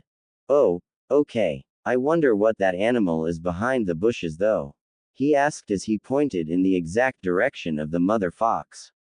It's been watching me the entire time we've been here, Ka-chan. He said as the fox who he was talking about simply stayed and watched him play with her kits. Naruto's seal. Akari looked at the fox and her eyes widened when she recognized it. That's the contract holder's daughter. Wow, she's grown up. Even had her own kits and everything. So that's why she's here. She's testing to see if he's worthy of being a summoner. Right, you are my friend. Akari looked over Kami sitting on a rock overlooking a crystal blue lake. She winked at her friend who was clearly confused at what was going on. Kami-sama, what are you doing here? Akari asked as she walked over to her best friend. Well, I get bored watching over the universe. You know this, she said, which made the fox spirit sweat drop. So, I came here to talk to you. Well, what did you want to talk about? Oh, just the fact that you might want to up his training. The omnipotent goddess said with a smirk. He's only 3 years old, Kami-sama, Akari said with slight worry in her voice. I'm well aware of the boy's age, but he already has your Fox clan taking interest in him. Hell, with the amount of potential he has, I'd be shocked if they weren't. She said as she conjured up some drinks in a picnic blanket with a nice spread of food on it. Akari sighed as she grabbed one of the sandwiches that were on the blanket. She took a bite and slowly chewed it as she thought about what she could do. I guess. We've been in the forest for a solid 8 months. I can continue his chakra training, but what else should I teach him? She asked as she looked at her friend smirk at her. It's like there's so much I can teach him, that I can't narrow it down. I don't think he can use genjutsu. His mother was a kenjutsu master, his father was a fuinjutsu master, his grandmother was a. Yes, he has a rich lineage of parents and grandparents. Hell, even his great-grandparents are legends, but the point is, Akari, that you need to teach him. He needs to get strong and he needs to get strong fast. Kami butted in before Akari could get another word in. She looked at her friend and smiled at her. You need to get him to be in 2 places at once. You have so much stuff to teach him that you need multiples of him. What, like a clone? She asked as she raised her eyebrow, but then her eyes widened as she realized what the goddess had implied. Shadow clones, she whispered, which made Kami smirk. Now you're on the right track, but don't forget to train the body, Kami said before vanishing from the mindscape. Alright, I'll keep training him in chakra control, and then I'll start him on jutsus. He's gotta get the clone and substitution. He's gotta get strong and get strong fast. I do wonder when he's gonna meet her though. Akari thought as she looked in the seal and conjured up a house for her to live in. It was much better than just laying on the ground in the seal. Normal world. Naruto and the fox kits had been playing together in the river for the last 20 minutes. They had been splashing each other and just having a good time. Even the fox in the bushes was enjoying herself. For the last 20 minutes, she had seen Naruto care for each of her kits. Playing with them, but not being too rough with them. In fact, he had even included Gengi, who was starting to move away from the group. She even liked the names that he had given them. He's truly our next summoner. He's caring, mysterious, isn't afraid to be rough, but also can be gentle. He won't put us or the clan in dangerous situations. She thought to herself. She was smiling internally at how well she had picked. After that conversation with Bobby the other day, I do wonder how the other half is doing. I'm sure they'll meet her eventually. After another hour of playing, the hiding fox made herself known to the group. All of her charges yipped and ran towards her. Even Naruto smiled at the golden fox. Hello, he said to the fox, who internally smirked. I had fun playing with your kits today, he said respectfully. He remembered being taught by Akari to be respectful to the animals. Especially in front of younger animals and their parents. He's even well-mannered. Well, I couldn't imagine anything less when you have Akari-sama living inside of you. She thought to herself as she walked over to Naruto to sniff him. Yup. Definitely smells like her. She then looked at him and licked his cheek, which made him giggle. I hope we can play again, he said to the fox family. The younger foxes all looked at the mother, who yipped and nodded her head. They all went over to lick Naruto on the cheek and then dashed into the forest. Flashback end. After the first few times when they visited, the mother fox, who Naruto named Camille, was slightly more cautious and observant when Naruto and the kids would play. Now, after 4 months of them playing and being together, she not only trusted him but even let him leave the area with the kits so that they could explore and have fun. When Naruto and the kits returned this time, they were greeted by not only Camille but 2 other foxes that were with her. One was about 2 feet tall and had white fur with orange highlights. Its most distinctive feature, however, was the 2 tails that were behind it. The other fox that was with them had midnight black fur with green slitted eyes. It was also around 2 feet tall, but this one had 3 tails behind it. So you have one of the healing foxes and messenger foxes. Interesting. They are definitely going to have him sign the contract. Akari thought as she looked at the scene that was unfolding in front of her. Naruto looked at the interesting looking foxes that were in front of him and his eyes widened. Wow, I've never seen foxes like that before. I didn't even know black foxes were a thing. Ka-chan, did you know that they were a thing? Naruto asked his mom but didn't receive an answer from her. Ah, so he arrives, the black fox spoke with a smirk on his face as he watched the blonde stumble back in surprise. You can talk, he yelled, which made all 3 foxes sweat drop. Yes, Naruto-kun, we can definitely talk, Camille said with a smile on her face. So, every time I've tried talking to you, you could have answered me. She nodded her head, which made the boy sigh. Well, at least I'm not crazy. No, you're not crazy at all, in fact, you're very special. The white fox spoke in a very delicate and feminine manner. Why do you think I'm special? I mean, the only thing that's special about me is Ka-chan, and she's a giant talking fox that lives in my head. The blonde exclaimed, which made the eyes of the 2 other foxes widen. Is he talking about? The black fox asked as he looked over at Camilla, who nodded her head.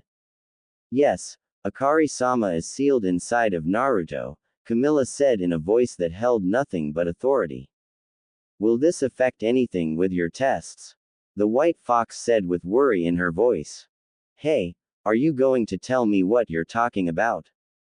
Naruto asked with curiosity as he rubbed the back of his head. You young Naruto, are going to be the first fox sage. The black fox said with pride. Naruto's eyes widened when he heard this. He didn't know what any of those words meant, but all he heard was first and fox, so whatever it was had to be important. He looked at the three foxes and smiled. When do I start? He asked, which made all three foxes laugh. Well, first you need to sign the fox contract, Camilla said as she placed her front paws into different versions of hand signs. Suddenly a scroll popped into existence. Camille unrolled it and motioned for Naruto to step forward.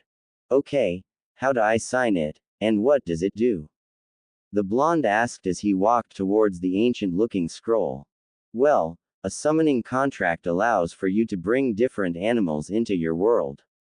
You will be able to bring different kinds of foxes from the Kitsune Shrine, our home, to help you whenever you want. When you're older, you will be able to undergo special training that will allow you to become much more powerful, but that's for later. Camilla said as she gestured for Naruto to look at the scroll. So Naruto, do you accept? She asked him with a smile. Can I ask Ka-chan? The boy asked in a timid voice. He was starting to get overwhelmed by all the new information that he was being shown. There's always a catch to these kinds of things, so what's the catch? He asked, which made the foxes smile even more. Actually Naru-kun, there is no catch with this, Akari said from his head, which made his eyes widen. What do you mean, Ka-chan? Everything has a catch. He thought to his mom so that the foxes wouldn't know what he's talking about. I know I told you that, and I'm sure you figured that out from living alone, but this is one of the exceptions. The Kitsune clan will always be there for you, and since I am their leader, I can definitely tell you that this deal is a once-in-a-lifetime offer. I would sign it, Naruto. Akari said with authority that left no room to argue. He didn't want to upset his mother, and this was the first thing he had ever heard her tell him to do something like that. So he walked over to the scroll and looked at Camilla and smiled. Ka-chan said that I should sign it, so how do I do it? He asked as he felt Akari send a happy aura of chakra through his body, which made him feel warm. All you have to do is bite your thumb and sign the contract in your blood. You just have to write your name on the paper and then you can summon us. Camilla explained. Naruto nodded his head and did as she told him to do. After a few minutes, he had finished signing the contract. Okay, so how do I do it? He asked as he wiped his thumb on his pant leg. Actually Naru, we can do that when we get you home, Akari said. He nodded and explained what she said to the other foxes, who nodded their heads. Thank you for the opportunity to let me sign your contract, Kamili-sama, Naruto said as he bowed his head in respect. It's no problem, Naruto-kun. And it's Kamili-chan to you. Sama makes me feel old. She said with a smile on her face. Oh, I didn't introduce these two, she said as she gestured to the two foxes next to her. Young Naruto, I am Sade. I am a member of the Kitsune clan and specialize in information gathering and message delivery. The black fox said as he bowed his head. And I Naruto-kun am Vale. I am also a member of the Kitsune clan. I am head of the medical fox division and specialize in healing. Said the white fox as she also bowed her head. It was a pleasure meeting you all. I can't wait to see you all again. The blonde said with a smile. Of course, young Naruto. Until then, Sade smiled and vanished in a poof of smoke. Vale walked up to Naruto and licked his cheek before disappearing in smoke as well. Okay, goodbye, Naruto said before running off towards his cave. It took a solid 20 minutes to get back to his cave. Once he arrived, he noticed that something was slightly different, but couldn't place his finger on it. He shrugged his shoulders and fell onto his bed. He was instantly transported to the seal. Naruto's seal. Naruto walked across the field and to a wooden cottage that was in the middle of the field. He knocked on the door and was welcomed by the open arms of Akari. She smiled and hugged him tightly. Good job becoming the very first fox summoner, Naru-kun, she said as she held him close. Thanks, Ka-chan. He smiled and nuzzled his head deeper into her expansive cleavage. No problem, Naruto. Both held each other close until Akari finally let him go. She then got up and transformed into some training gear. She wore a skin-tight black and red jumpsuit that had a window for the to breathe. Since you are now a summoner, you will need to know a few things. Over the past 8 months, I have been training your body so that you can be able to meld chakra properly. Today I'm going to teach you your first jutsu, she said, and then immediately smiled when she saw Naruto have to restrain himself from shouting in happiness. Naruto was currently hopping through the trees of the forest of death holding what appeared to be a dead boar. He had been hunting it for the past couple of weeks and was very excited to finally get to eat it. I did it, Ka-chan. I can finally eat this boar, he thought to his mother figure, who smiled internally. I'm so proud of you, Naru. I know how much you have been trying to find and hunt down that silly boar, and now you can finally eat it and turn it into a stew, she told her container, whose mouth was watering at the thought of being able to finally eat something new. It's now been a year and a few months since the attack that led Naruto to meet Akari, and to say that he was a totally different person was a massive understatement. He was now a mid-genin level ninja who was able to take down large animals that would give most normal genin problems. He stood at a tall 3 inches 5 and weighed around solid 48 pounds. Most of his body weight was actually musical and he had very little baby fat, but he still had the normal deposits of it on his face. Akari had been very particular in what she let the blonde eat. She wanted him to have the perfect body so that he could be ready to move and fight at a moment's notice. Along with training his body, she had also taught him multiple different jutsus. She had taught him the Shadow Clone Jutsu, the Substitution Jutsu, Hega Jutsu, Earth Style, Headhunter Jutsu, Earth Style, Rock Wall, Wind Style, Great Breakthrough Jutsu, Wind Style, Giant Whirlwind Jutsu, Fire Style, Giant Fireball Jutsu, Fire Style, Fire Phoenix Jutsu, Water Style, Giant Water Ball Jutsu, Water Style, Water Whip Jutsu. She had mainly been focusing on trying to give him both offensive and defensive techniques so that in case he needed to, he could win in a fight. She had also taught him how to do the summoning jutsu so that he could summon the foxes regularly. Naruto continued to tree hop through the forest but couldn't help feeling like he was being watched by someone. He knew that he was a censor. Akari even told him that he was a very good one for his age, but he always felt like he was being watched by someone or something. Recently it had gotten so bad that he was getting paranoid. Akari of course knew that it was the 2 Anbu agents that had been tasked to watch him, but she didn't let Naruto know that. She also knew that they were friendly since she recognized their chakra signatures from her time in her previous host. When Naruto got back to his cave, he sighed to himself and started to cook the boar that he had caught. What's wrong, Kit? Well, I can't help the feeling like I'm being watched. It's like I can sense them, but I can't see them. There are 2 of them and they have been around me for the past few months. They sometimes leave me alone for a couple of weeks and then they pop back up again. I can't stand it, but I can't see them, he internally yelled as he lit the fire put to roast the boar. Well, you know they're there, why don't you talk to them? Maybe they will answer you, she said with a smirk on her face. She knew that they weren't going to respond to him and it was just going to make him madder. I guess I can try to talk to them, he thought as he set up the stakes over the fire to cook the boar. Hello, is there anyone there? Yuga and Kakashi looked at each other with hope in their eyes. Finally, after 5 months of on and off shadowing him, he had finally caught on to them being there. Yuga was shaking with excitement. Is this it? Is this when I get to meet my little brother? She thought silently as she watched Naruto look around the room. So, you're not going to talk or come out?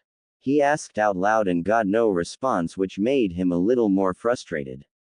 Fine. Be that way. He stomped over to his boar and watched as it cooked over the fire.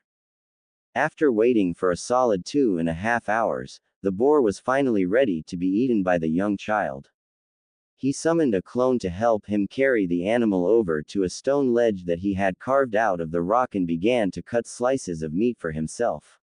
He placed the meat on a plate and put some of the greens that he had found in the forest.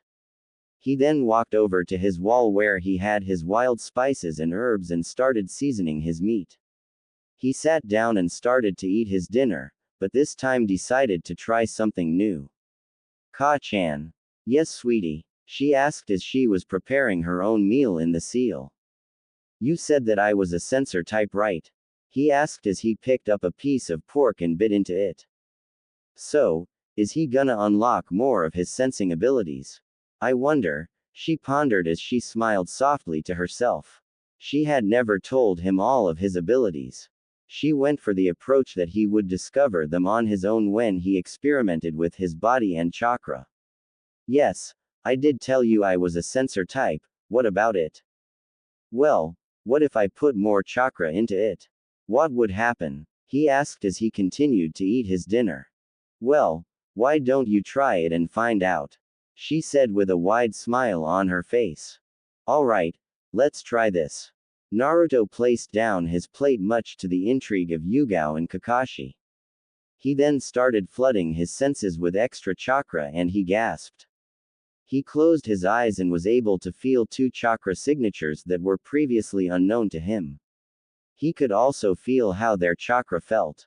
So there are 2 people in this cave with me, he whispered to himself as he stood up.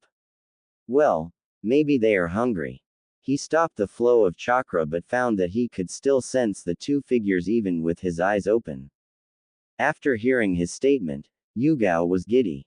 She not only was going to meet her brother but also taste his cooking, which smelled wonderful from where she was in the room. She watched as Naruto fixed 2 more plates of food and walked over to her corner of the room. Here you go, I hope you like it.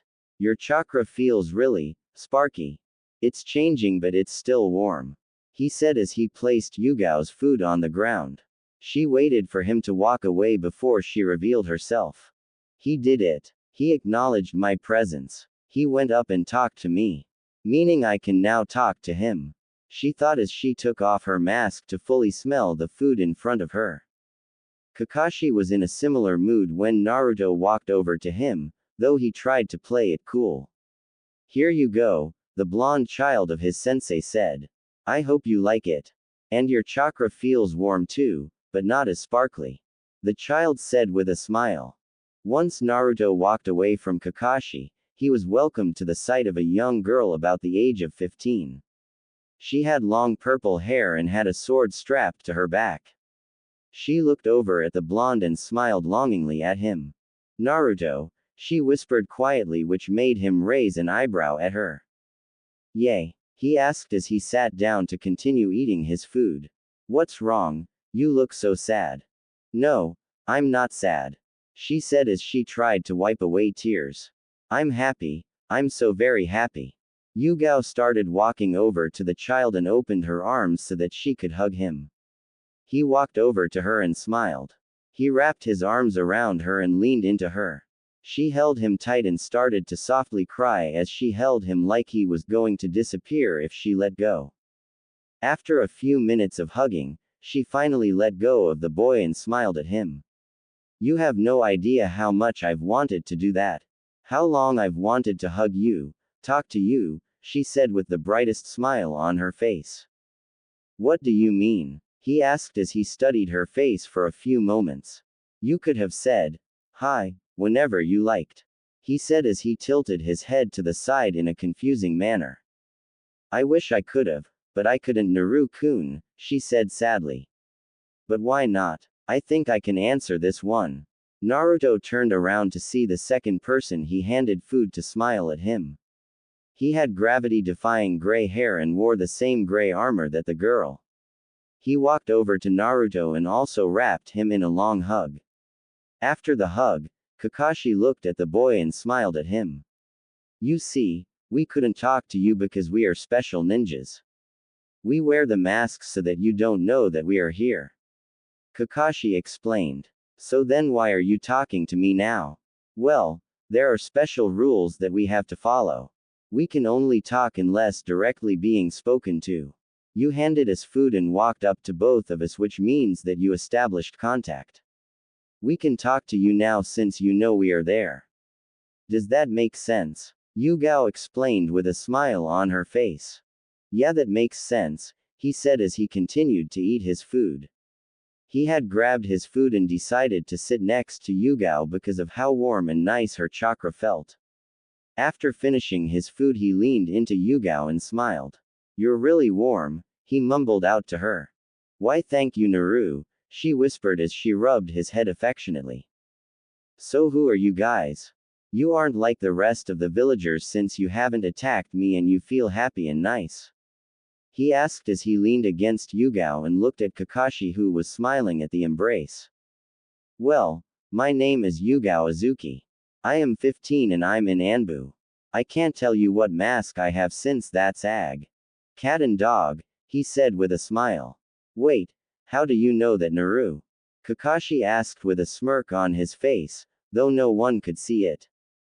I saw your masks. And they are still out in the open, he said as he pointed to both of the masks which were lying on the floor. Kakashi and Yuga looked at each other and sweat dropped. Alright, well, you can't tell anyone, Yuga said with a surprising amount of authority in her voice. Okay, he said with a smile on his face. Though it's not like I have anyone to tell, everyone hates me because of Ka-chan. He mumbled out, which made both of the operatives freeze. Anyway, Yuga looked worriedly at Kakashi and simply shrugged his shoulders. Like I was saying, you can't tell anyone who we are when we wear the masks, but you can talk to us.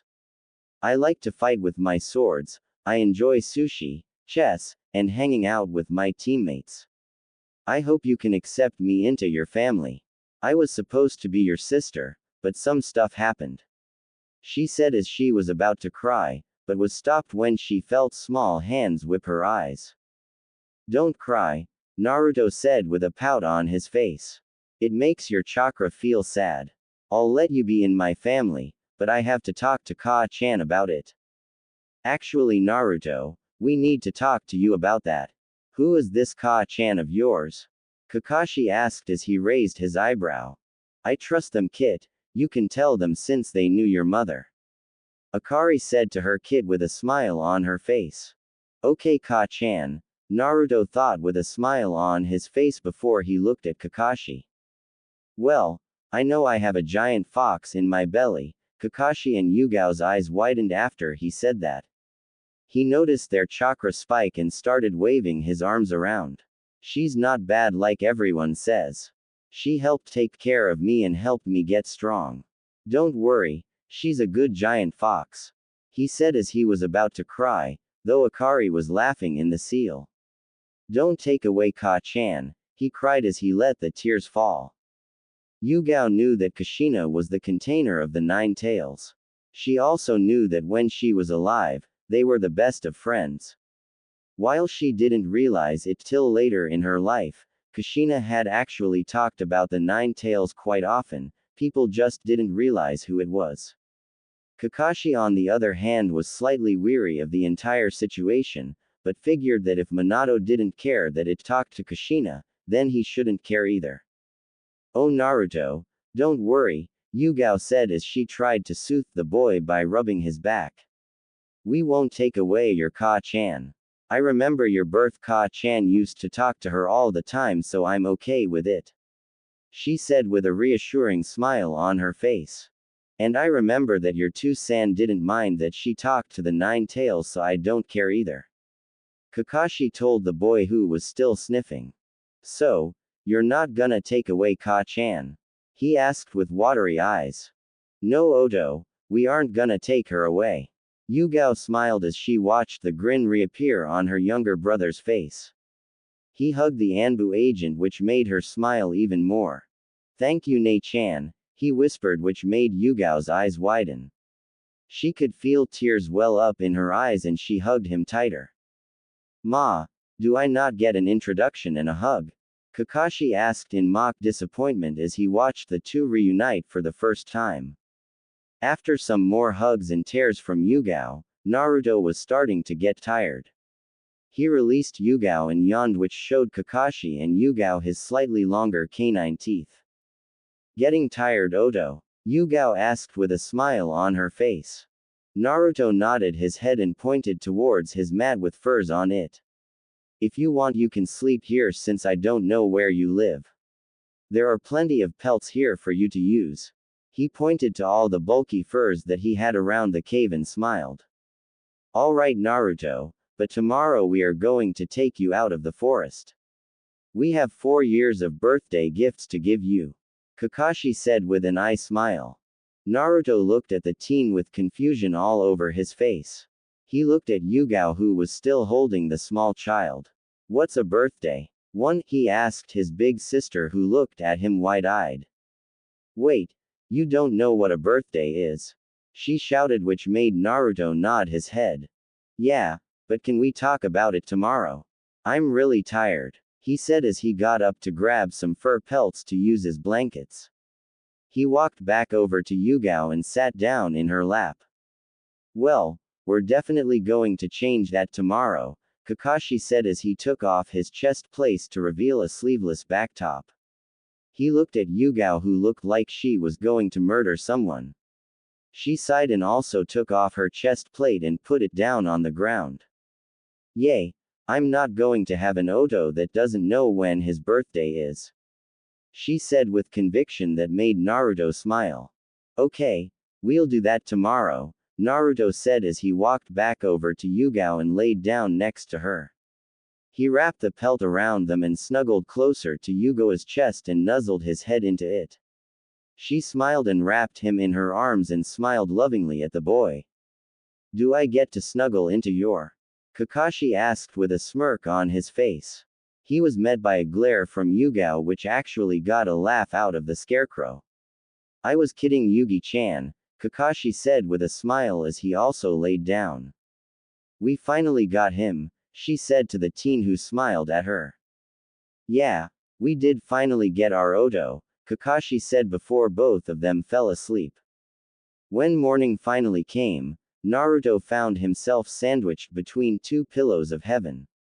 He had no idea what they were, all he knew was that they were soft and warm. He snuggled deeper into the mounds of softness and noticed that they were also squishy. Wherever I am, I hope I never leave, he thought to himself before falling back asleep. Yuga, on the other hand, woke up and found that Naruto was nearly suffocating himself in her expansive bosom. Man, I'm so glad I wore that sports bra today. C-cups are so troublesome, the cat operative thought to herself as she started to try and pull Naruto away from his human pillow. It's time to get up, Naruto, she sweetly said as she tried to shake him awake. He groaned as he returned to consciousness and looked at where he was and smiled. But I don't want to leave, he whined as he burrowed further into her bosom. Well, you have to, because today you have a busy day ahead of you, Kakashi said as he was cooking breakfast over the fire pit that Naruto used yesterday. Naruto sighed and released his monopoly on Yuga's chest. He sat up and looked at his new sister figure in the eyes and smiled. He got off of her and walked over to where his clothes were. He grabbed some and went further into his cave to change. Once he came back, he was ready to eat breakfast. So what are we going to do today? Naruto asked as he ate the food that Kakashi cooked. Well, first we are going to go to our apartment, Yuga said with a smile. Why are we going there? Kakashi asked as he ate his own food. Well, I have stuff there for little Naruto, she says with a smile on her face. Oh, okay, I guess that works, but then we have to go see the Hokage to tell him that our mission is complete, Kakashi said, and I smile. After the trio cleaned up breakfast, packing away all of Naruto's furs and weapons, they walked out of Naruto's cave and into the forest of death. Naruto turned around and looked at his cave and sighed to himself. So I'm guessing that was the last time I was going to be in there, right? Naruto asked as he held Yuga's hand. Yup, You're gonna be living with us if all goes well with the Hokage. Yuga said with a smile on her face. She was excited that she was going to be able to see Naruto on a regular basis. Now she could fulfill her promise to her sensei. Okay. Naruto let go of Yugao's hand and started to do hand signs which intrigued Kakashi. Abruptly, he stopped and slammed his hands on the ground while shouting, "Earth style, rock wall jutsu." Yugao and Kakashi were both shocked that Naruto could do a jutsu. They didn't know that he knew that, and to be able to perform one like that at the age of 4 was incredible. Wow, Naruto, Kakashi said as he shook the shocked look from his face. I didn't know you knew jutsu. How many do you know? Yugao asked with excitement written on her face. She couldn't wait to brag about her new Odo to all of her friends that also had younger siblings. Yeah, they come in really handy when trying to catch and trap large animals. He responded as he walked over to Yugao and grabbed her hand. He then went on to explain all the jutsu that he knew, which shocked Kakashi the most. To think that he has all those down at the age of 4, I didn't even have that when I was 8 or 9. He's incredible, Kakashi thought to himself as he looked at Naruto, who was still smiling from the praise. Well, I guess it's time for us to get going. We're burning daylight, Kakashi said with an eye smile. And like that, the duo left with Naruto, who was stepping out of the forest of death for the first time in over a year. He was excited about all the new things that he was going to learn, and all the things that he was going to experience now that he had discovered his family.